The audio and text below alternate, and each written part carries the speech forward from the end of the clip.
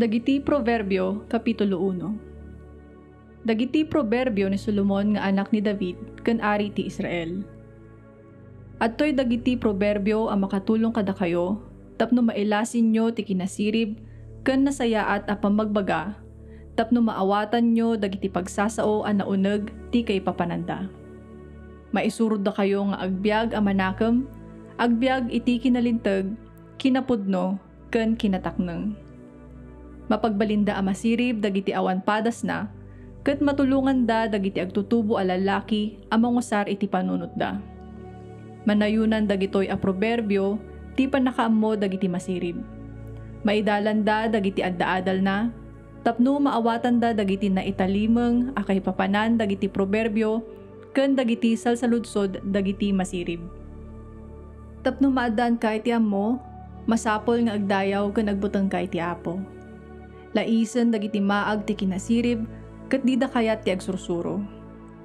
Anak ko, ipangag mo ti ibaga da amam ken inam ken ka. Ti panursuro da, pasayaatan na ti kababalin mo. Mayarig da iti napintas a turban, wenno kwentas amang papintas iti langam.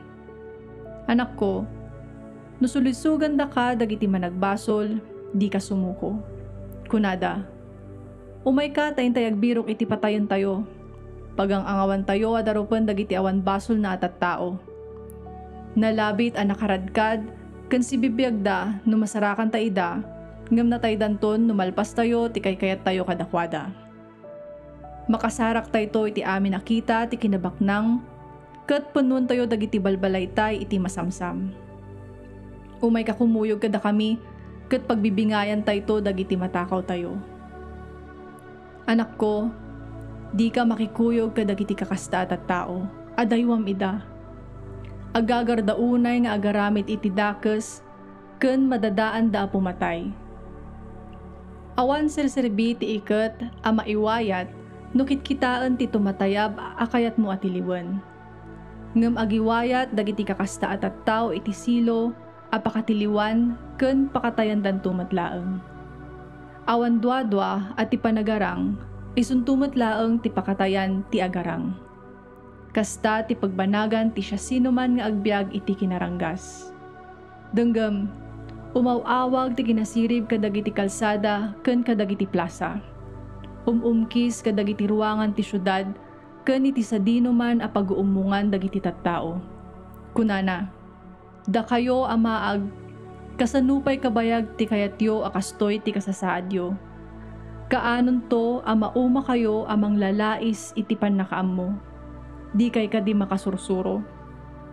Ipangagdak nutubngaran kayo. Balakadan kay iti naimbag. Ket ipakaammo kada kayo ti adda kanyak a kinasirib. Inayaban kayo. Inawawis kayo nga umay ngem didak impangag. Didak inkaskaso. Diyo intaltalek dagiti pamagbagak, ket diyo impalubos nga aturan kayo. Iti kasta, no adda mapagtengyo arigat, katawaan kayto. Pagang angawan kayto inton adda kabutengyo. Inton dumteng kada kayo akas bagyo, mangyag iti nadawel nga angin tirigat, ket aglakam kay iti ut-ot ken tuok. Inton mapasamak dagitoy, tarigagayan yun to ti sirib, ngem di kayto ipangag. Biro kendakto iti amin asuli, ngem di dakton masarakan. Kinagurayo ti panakaammo, ken diyo kinayat ti agbuteng iti apo. Diyo inawat ti pamagbagak, ket di kay nangikaskaso idi binabalaw kayo. Ngarod, lakamon yun to ti bunga ti aramidyo, ket pagsakitan na kayto dagiti aramidyo. Matay dagiti tattao nga awan padpadas na, talina isda ti sirib. Madadael dagiti maag, gapo iti dida panangikan kano. Ngem natalged to ti panagbiag ti siya sinuman a dumngeg kanyak. Natalged to, ket awan to ti pagbutngan na.